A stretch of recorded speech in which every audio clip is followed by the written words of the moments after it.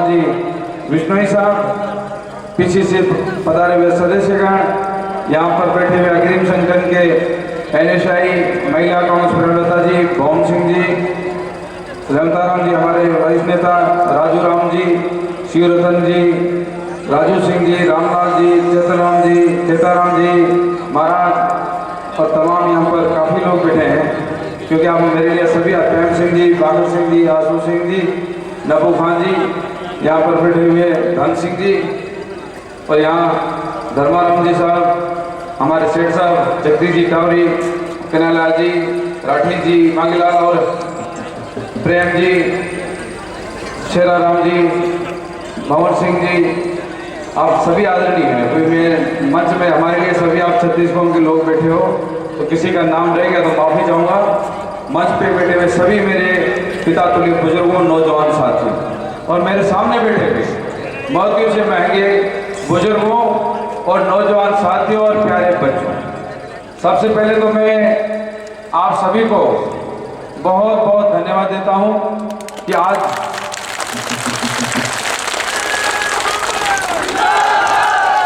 नाचना की इस चुनावी सभा में यहाँ पर आपने पिछली बार भी एक शानदार मुझे 2018 के अंदर आशीर्वाद दिया था, दूसरी बार विधायक बना करके राजस्थान की विधानसभा में भेजा था। नाचना क्षेत्र से मेरा रिश्ता पुराना है, मेरा नहीं मेरे परिवार का रिश्ता है आप लोगों से। आप लोगों ने नाचना के 36 कौम ने हमेशा हमारे परिवार का सम्मान किया। मैं लगातार 23 साल से राजनीति में हूँ। जब पहली बार पंचायत समिति का प्रधान बना जिला प्रमुख के रूप में, और उसके बाद में जब परिसमर हुआ, जब पोखरण विधानसभा जैसलमेर से अलग होकर नई विधानसभा बनी, तो आपने मुझे पहला विधायक बनने का भी सौभाग्य दिया पोखरण के मतदाताओं ने। ये मेरा चौथा चुनाव है। इससे पहले मैंने 3 चुनाव लड़े, आपने 2 बार मुझे भेजा विधानसभा में, पर इस बार जो चौथी बार मुझे जो टिकट मिला है, ये टिकट पार्टी के सर्वे के आधार पर मिला है। कर्नाटक के अंदर चुनाव हुए, वहाँ भी आपने देखा हमारी सरकार बनी, वहाँ भी विधायकों को सर्वे के आधार पर टिकट दिया था। और इस बार भी पोखरण के मतदाताओं ने हमारी कांग्रेस पार्टी के हाईकमान को, यहाँ से जो आपने सर्वे में सबसे ज़्यादा लोगों ने मेरा नाम हाईकमान को भेजा, उसकी वजह से मुझे टिकट मिला। तो ये टिकट मेरा नहीं है, ये टिकट पोखरण के मतदाताओं का है, पोखरण की जनता का है। तो ये आपका फर्ज बनता है, जब आपने ये टिकट दिलाया है तो तीसरी बार भी राजस्थान की विधानसभा में भेजना है आपको।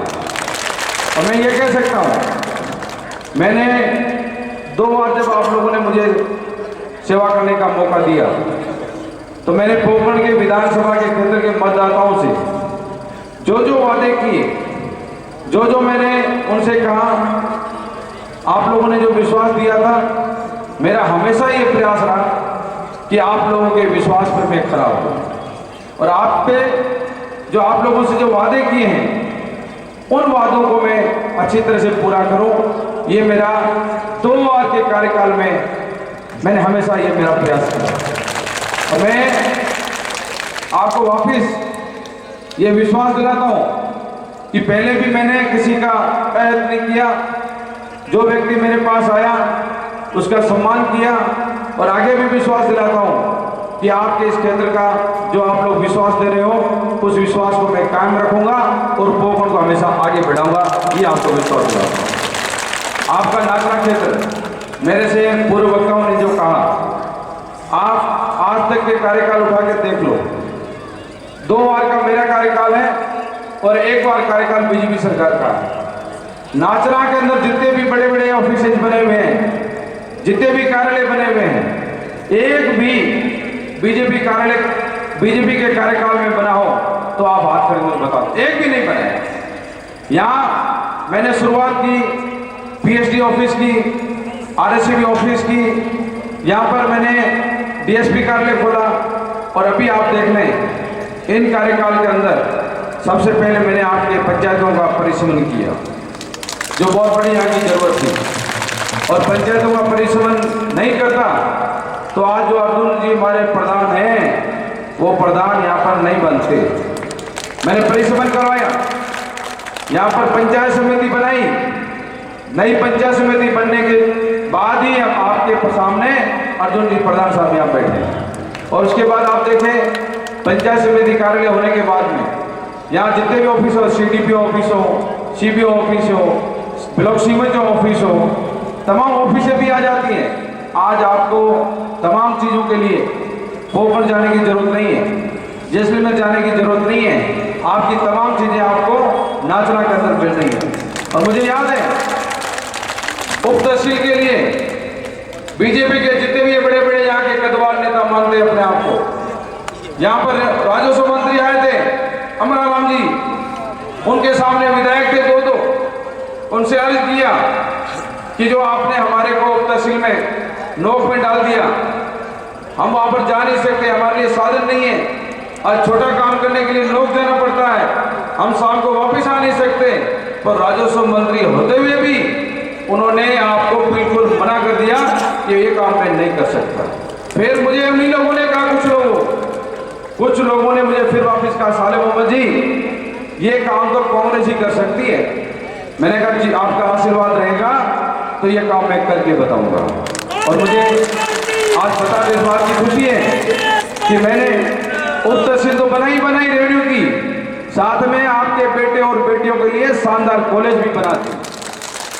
आज जो ये विपक्ष के लोग कहते हैं ना ये घोषणाएं, मैं उनको कहना चाहता हूँ आप हवाई रोड पे चले जाओ, जो सतौरफाटा रोड जा रही है उसके पास में जो शानदार इमारत बन रही है वो हमारे बेटे और बेटियों की कॉलेज बन रही है, जाके देख सकते हो आप। तो हमने घोषणाएं नहीं की, हमने विकास को धरातल पे उतारा है, क्योंकि ये अशोक गहलोत साहब की सरकार है। जो उन्होंने कहा था कि विधायक लोग मांगते मांगते थक जाओगे, मैं देता देता नहीं थकूंगा, और वास्तव में वही किया। हम 10 काम लेके गए, हम 10 में से 5 काम करके वापस आए, खाली हाथ वापस नहीं लौटे। आज जो हम कामों की गिनती कराते हैं ना, वो उसी व्यक्ति की वजह से कराते हैं कि उनकी सोच हमेशा रही है कि राजस्थान का विकास हो, राजस्थान आगे बढ़े, जैसलमेर आगे बढ़े और आपका पोखरण और नाचना भी आगे बढ़े। उसी सोच के साथ हमने काम किया। इसलिए मेरा दिल की निवेदन है इन 5 सालों के अंदर जो पोखरण के अंदर जो काम हुए हैं या राजस्थान के अंदर काम हुए हैं, आप ये आंकड़े उठा के देख लो। आज देश आजाद हुए 70 साल हुए, 70 साल में जो काम नहीं हुआ वो काम इन 5 सालों के अंदर हुआ है, मैं आपको दावे के साथ कह सकता हूं। मुख्यमंत्री जी ने सरकार के द्वार गरीब के लिए खोल दिए, इतना काम कभी सोचा भी नहीं था। आज गरीबों के लिए 25 लाख का बीमा, कोई सोच सकता है? बीमा किसका होता है?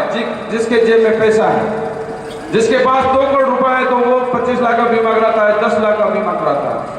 जिसके पास 10 करोड़ का राशि जेब में है तो वो करोड़ रुपए का बीमा कराता है। आज गरीब का परिवार, जिसका एक परिवार का 25 लाख का बीमा राजस्थान की सरकार आपकी करा रही है। आदमी परेशान कब होता है? बीमारी के अंदर किसी को हार्ट अटैक आ गया, डॉक्टर ने कह दिया आपका तो ब्लॉकेज है, एक बार तो आदमी परेशान हो जाता है। डॉक्टर फिर भागता है, उससे पहले जेब देखता है, जेब में पैसा है कि नहीं है। 2 टेंशनें होती है, एक तो हार्ट अटैक आया हुआ और दूसरा जेब जब खाली हो तो व्यक्ति वैसे ही परेशान हो जाता है। तो आप देखें आज ऐसे कई लोग मुझे मिले, मुझे कहते हैं अभी 4 दिन पहले मुझे पोखरे व्यक्ति मिला, सुबह कमाता है शाम को खाता है। मुझे कहा साले मोहम्मद जी मुझे डॉक्टर ने ग्लूकोज बता दिया, मेरा हार्ट अटैक होने वाला है। फिर मैंने कहा तो मुझे कह रहा है साहब मैं वहाँ से जोधपुर गया कृष्णा हॉस्पिटल में, वहाँ मेरी जेब में पैसा नहीं था पर मुख्यमंत्री जी का 25 लाख का चिंजू कार्ड था, मेरा 3 लाख का इलाज पूरा फ्री हो गया।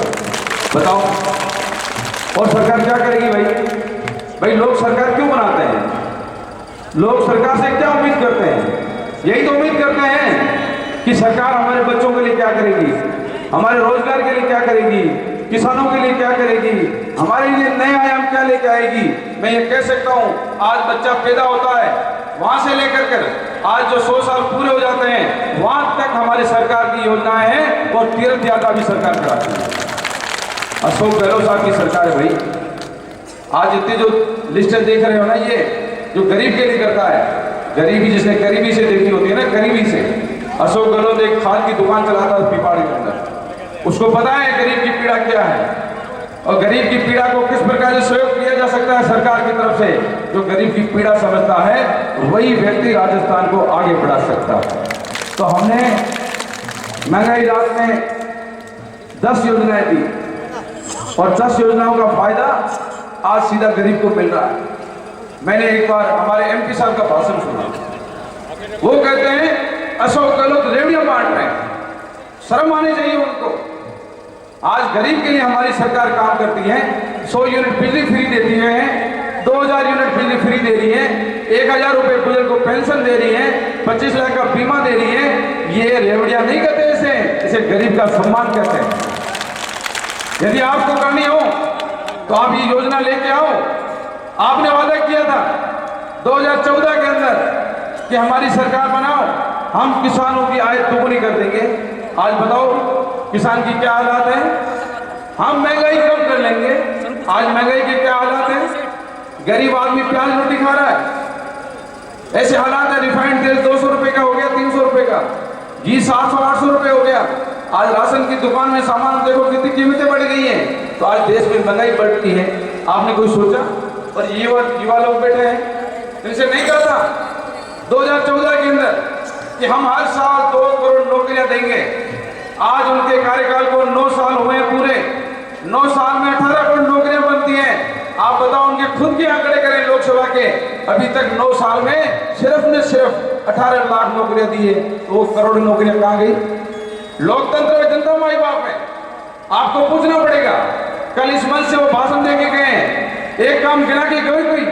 एक काम बताओ मुझे, उन्होंने कहा हो कि मैंने नाचना के लिए, पोखरण के लिए, जोधपुर लोकसभा के लिए इतना कोई बड़ा काम किया, एक भी काम नहीं गिना सकते। और बातें करते हैं नफरत फैलाने की, सद्भावना बिगाड़ने की।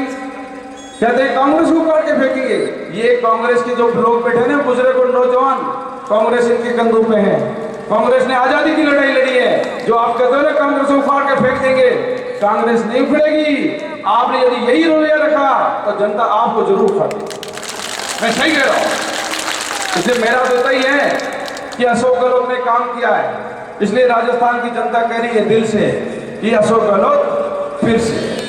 इसलिए मेरा निवेदन है, यदि आपको अच्छा लगता है कि अशोक गहलोत की योजनाएं अच्छी है, अशोक गहलोत का काम अच्छा है, तो आज यदि केंद्र की सरकार को 2 बार मौका मिल सकता है तो अशोक गहलोत को क्यों नहीं मौका मिलेगा? आपके परिवार के लिए फायदा कर रहा है तो मौका क्यों नहीं मिलना चाहिए? हम तो 10 योजनाएं दे रहे हैं, पर वापस हम ये कह रहे हैं जनता के में जा रहे हैं कि यदि 2023 के अंदर हमारी सरकार बनाओगे तो राजस्थान के लिए इतने दिन तो हम वादे करते थे, घोषणाएं करते थे, अब हम कह रहे हैं कांग्रेस गारंटी कार्ड दे रही है, गारंटी कार्ड 7 गारंटियां दे रही है। 10 योजनाएं हमारी चल रही है, पर हम 7 योजनाएं और देंगे, जिसको मिला के हो जाएगी 17 योजनाएं, 17। और उसमें सबसे पहली गारंटी है, कांग्रेस पार्टी आपको गारंटी देती है कि चुनाव जीतने के बाद आपके परिवार में जो भी इन 7 गारंटियों का पात्र होगा उनको लाभ दिया जाएगा। और उसमें सबसे पहली गारंटी हमारी महिलाओं के लिए गृह लक्ष्मी गारंटी। परिवार की महिला मुखिया को हर साल सरकार की तरफ से 10,000 रुपए मिलेगा। बहुत बड़ी गारंटी दी है मुख्यमंत्री जी ने। हमारी कथनी और करने में फर्क नहीं है। पिछली बार जो कहा वो हमने किया। हमने राजस्थान की जनता से 502 वादे किए थे 2018 के अंदर, और उन 502 वादों में से 95% वादे हमने पूरे कर दिए, 95%। और दूसरी गारंटी हम दे रहे हैं, गोधन गारंटी।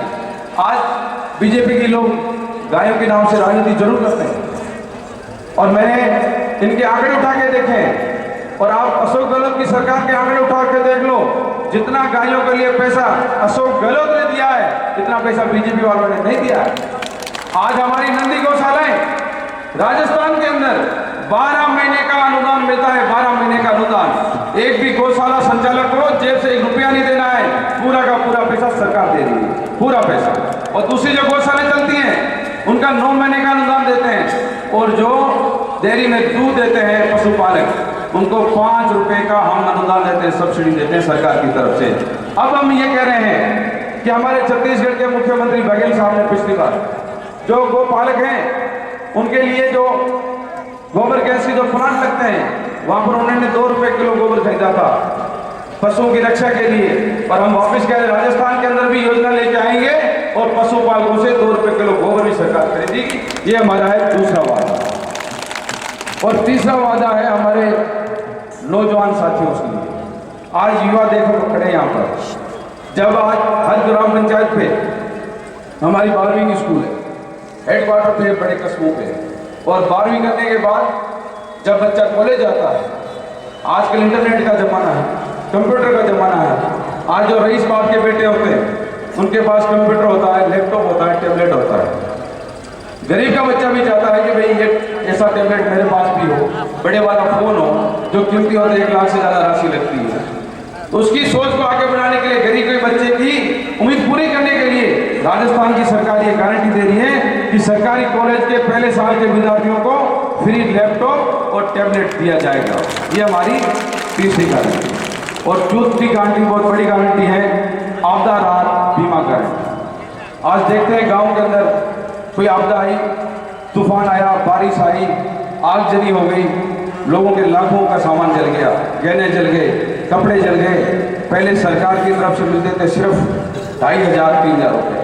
लोग आस पड़ोस के लोग, गांव के लोग उसकी मदद करते थे कि भाई इसका नुकसान हो गया तो इसकी मदद करो। और सरकार के पास हम जाते तो 3000 से ज़्यादा रुपये नहीं मिलता था। अब हमारे मुख्यमंत्री जी कह रहे हैं जिस प्रकार का आपका 25 लाख का बीमा चिंजू में है, उसी प्रकार प्राकृतिक आपदा से भी नुकसान से पीड़ित हर परिवार को सरकार की तरफ से 15 लाख तक का फ्री बीमा राहत दिया जाएगा।